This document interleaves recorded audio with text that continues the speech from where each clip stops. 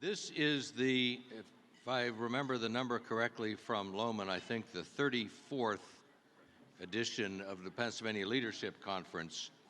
And for nearly every one of those 34 years, we have been blessed with the presence of John Gizzi. And John is our first speaker this morning. Those of you who are PLC regulars, of course, know John. But for those few who may not, John Gizzi is truly the dean of White House Washington reporters. For many years, he was the chief columnist of national affairs from the White House for Human Events magazine. For the last several years, he has been with Newsmax, and he knows more about what's happening in Washington, who is behind what's happening in Washington. His memory is so prodigious and is not limited to American politics. If you were to ask John about the presidential election for Peru in 1964, he would probably give you a book, chapter, and verse on exactly how that election went down. John has, therefore, an extraordinary position from which to oversee the American political scene. We are blessed to have him as a regular feature here at PLC. Please welcome the Dean of Washington Reporters, John Gizzi from Newsmax.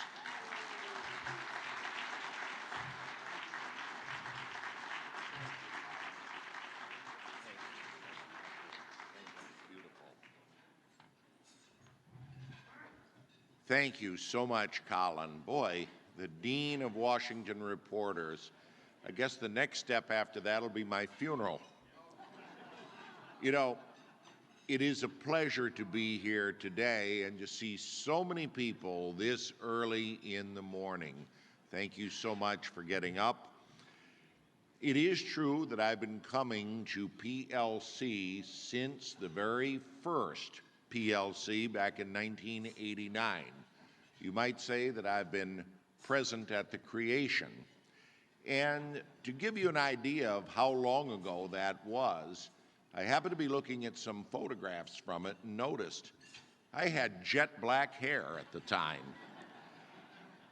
Now, this has obviously changed, and I became well aware of that last week when I was in New York. I was at Grand Central Station and went into one of the stores there. The man behind the counter looked at me and he said, "Sir, I want you to know I admire you very much." And I said, "Thank you." He said, "You're a credit to the American free enterprise system." And I said, "Well, why do you say that?" He says, "Well, I admired the way you used your bank's money to bail out that bank that was in trouble last week." You are Jamie Dimon, aren't you? And I thought it was particularly amusing because at the time I was getting change for $1 to use in the Coke machine. But one thing I enjoy about coming to PLC year after year, conservatives have differences. They will argue, and yet they eventually work out their differences. You know what I'm talking about. The economic conservatives get mad at the social conservatives. The religious right will be upset about those with more secular concerns. And of course, most recently, the MAGA forces are angry at what they call the establishment, which these days is usually a euphemism for people who don't like Donald Trump. And of course, the libertarians are mad at everyone. And I used to think this was completely healthy. Of late, you've had the social media, you've had the internet and Twitter and TikTok for now. And of course, on there, things can get brutal and ugly sometimes. And half-truths are said about people, and sometimes things that blatantly aren't true. To use the saying from Vietnam, half-truths hurt more than no truths at all. Now, that said, I noticed that at PLC there's a difference. All these disparate groups, most recently the Tea Party and the Trump supporters, and so many others, will sit down with people they don't necessarily agree on and try to find common ground. And it takes some time, and issues are crafted out here. Issues like school vouchers and lower tax rates and support for our law enforcers. And eventually, they become the message and the platform of the Republican Party here in the Keystone State. Do they win overnight and instantly? Hardly. It takes years for a cause to catch on and for times to change. But the PLC stays with it, united and firmly. In the words of Whittaker Chambers, we do things not because they are probable, but because they are right. And that is the beauty of the PLC. Well, we're in a presidential election year right now. And of course, it's going to be a most interesting year. There was a time not long ago when I covered presidential politics, and the argument in Republican primaries, this is true, was, I've run before, therefore I should be nominated, it's my turn. Well, guess what? In 2024, it's nobody's turn. As the historian David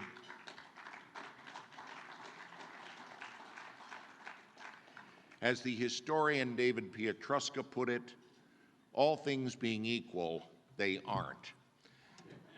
Now the questions start. Should Donald Trump be given another chance to run for president?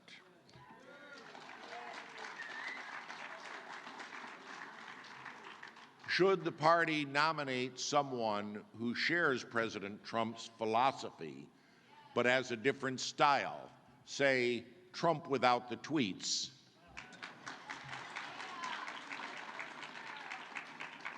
You're probably wondering who I was referring to. Stick around. Or should the party completely break with the traditions of the past and nominate someone completely different? Nikki Haley, Tim Scott, or Vivek Ramaswamy. I suppose if he catches on for a candidate, I should learn to pronounce that. And as important as the candidates is the platform of the party. There was a time not long ago where I would come to the convention site a week before the first gavel went down to cover the platform committee hearings. People, many of whom are in this room to this day, truly cared about the Republican platform. In 2020, there was no platform. It was reduced to one sentence, actually, of support for the incumbent president. 4 years earlier, there was the heated debate. There was discussion of key planks in the platform. Recently, there was a little crisis with the banks. Now, it was interesting because in 2016, the Republican Party reversed the position that it had long held and came out for the restoration of the Glass-Steagall Act. That is the legislation passed in the 1930s that said major banks could not take over smaller community banks. And this was repealed in 1996. Now, it's very interesting. The repeal of Glass-Steagall was crafted by Texas Senator Phil Gramm, a conservative Republican. It was signed by President Bill Clinton, a centrist Democrat. And today, its restoration is being supported by Bernie Sanders and Donald Trump. Times do change indeed. Foreign policy will be a major subject before the Platform Committee and in the coming campaign. I had a very good friend who taught the foreign policy honors course at Pepperdine, and he used to say, well, foreign policy is discussed for perhaps 20 minutes, in a presidential campaign. Actually, the role and the debate of foreign policy has been a fixture among conservatives going back before the Cold War, even back before World War II. One argued whether America should get involved in foreign controversy when the freedom of individual countries was threatened, or whether it should stay out completely. That if America did not follow the admonition of George Washington and avoid entangling alliances, it would get in big trouble. Of course, to quote the late Congressman John Lewis of Georgia, sometimes big trouble is good trouble. In any event, this was the controversy and the debate, and with that, welcome to Ukraine. Now, right now, presidential candidates have disparate views on Ukraine, as I'm sure people in this room do. Some say that it's imperative that the United States come to the aid, albeit not directly, of a country that is being threatened by a gangster regime and could be overrun. Others say, including my late friend Bill Hopkins, who interpreted for Mikhail Gorbachev and Ronald Reagan at all of their summits, that Putin is someone who feels threatened by having NATO at his doorstep, and he's responding as would be considered normal for a leader in his position. For my part, whenever I see Putin, I think of what de Tocqueville said about Napoleon. He's as great as a man could be without being any good. Seymour Hersh, the muckraking journalist who has been in the news of late, recently gave a very different kind of assessment of Putin. Contrary to some reports and rumors that you hear, Hersh said, he's fine, he's very healthy, and his grip on Russia is stronger than ever. Now, he also said that Putin is probably ready to sit down and negotiate a settlement in Ukraine. He'll gladly withdraw from the land that Russia has seized, going back to Crimea in 2014, if there is a complete demilitarization of Ukraine. Now, that's a tall order to deal with, and the American president is going to have to make some hard decisions on that one, or the next president will as well. Now, in China, already bulging with Tibet and Hong Kong, there's no question that the murderous Mandarin Xi Jinping is now eyeing Taiwan, home of the Free Republic of China. I spoke to a Chinese general, that is a Taiwanese general, who said they fully expect an attack within 2 years. It was a year ago we had this interview. He also said he felt confident that his island nation could repel the Chinese invaders, with the corollary that the United States and Japan honor their treaty commitments. Again, a tall order for the next president or the president after him. Look, from the shattered skyline of Kyiv to the storm-tossed East China Sea, which surrounds Taiwan, to the shackled Persian nation of Iran, yearning to break those shackles, to Nicaragua, Cuba, and Venezuela, right in the Western Hemisphere, in our backyard. The common denominator of all of the issues there is in the title of a book by one of the first speakers at PLC, my friend and the friend of many of yours, M. Stanton Evans. The theme is freedom. And that's what it is. We can argue and debate over how far we should go to help other countries become free. But what is inarguable is that the greatest desire of a people is to make their own decisions and be free. Yes, Stan Evans was right. The theme is freedom. Now, We have some difficult days ahead here in Pennsylvania. Let's put it out on the table. The election last fall was a disaster. It would seem to many that our glory days are fading, like Nineveh and Tyre, and like Rome and Spain. But I submit to you, we are not Nineveh and Tyre, nor are we Rome.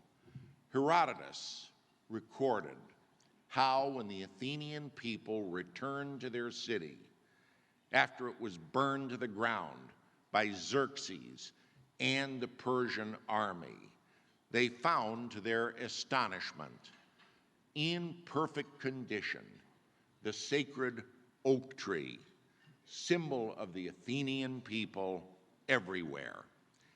And of course, what we see here today in Harrisburg, not long after a disastrous election, is to be like the mighty Pennsylvania oak tree rising from the ground, its sap reaching out to kiss the morning spring.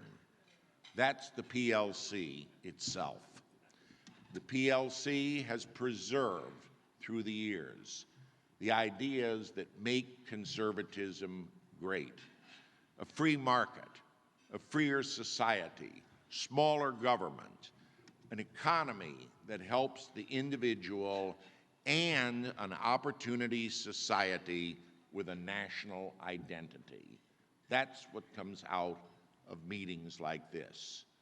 We discover an affinity with conservatives of former generations, and we realize that the ideas of the past, very much like the family's silverware set, can be polished and applied tomorrow. And we realize also that to the conservative, the fact is that the greatest feeling comes from reviewing continuing ideas. No person acts more decisively or goes on to lead more boldly and innovatively when he or she is conserving and leading. Therefore, let us brace ourselves and go forth together. The mission of the PLC is clear.